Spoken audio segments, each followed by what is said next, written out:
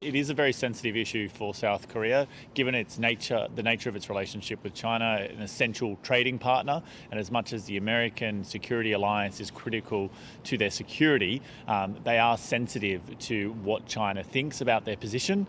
We have had the first comments coming out of the meeting between Antony Blinken and his counterpart. At the moment, though, they are purely focused on North Korea. In saying that, we have heard from Lloyd Austin following his meeting with his counterpart, where he did name China, the rise of China, and dealing with China as one of the critical issues for the alliance between South Korea and the United States. But we'll get more substantive announcement, you would think, following the meetings tomorrow, which will be that 2+2 meetings with both the Defence and Secretaries of State foreign ministers meeting at once. But today the first comments from the Secretary of State at least seem to be squarely addressing the North Korean issue. Interesting. And of course, just ahead of the visit, North Korea was warning the US to tread carefully. How do you think the US is going to be approaching its relationship with North Korea after the Trump years? Well, what they've said so far is that everything is up for discussion.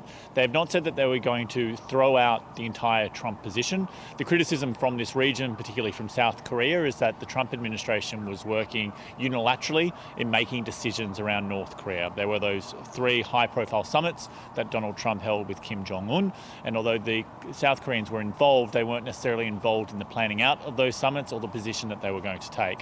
America, the Biden administration, is saying that this is about restoring American leadership and restoring the relationship with its key allies in this region. So we won't necessarily hear substantive policy changes when it comes to North Korea, but the fact that they're having these conversations with the South Koreans before they announce their policy on North Korea is probably most substantial. And the comments from from Secretary of State Blinken so far are addressing what they say is a widespread abuses of the North Korean people.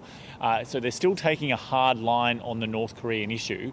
The question for people who are watching this, though, is whether or not the United States is willing to go first, to move first when it comes to the North Korean relationship before they agree to denuclearization, to somehow entice them back to the discussions. At the moment, North Korea is freezing out effectively not only the Americans, up until these comments from the sister of Kim Jong Un, they weren't even acknowledging that there'd been a change of administration in the United States, but also the South Koreans have struggled to have conversations with them in recent times.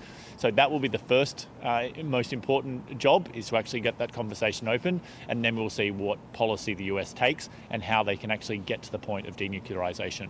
Interesting.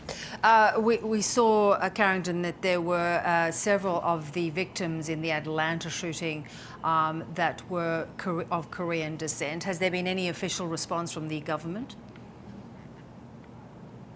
Well, it has been confirmed by the government here that they are of Korean descent. They have offered consul assistance, but we're still unsure of some of the details, and obviously the investigations are continuing.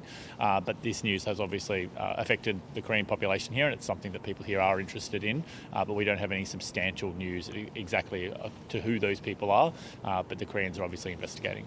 Indeed. Good to talk. Thanks so much, Carrington.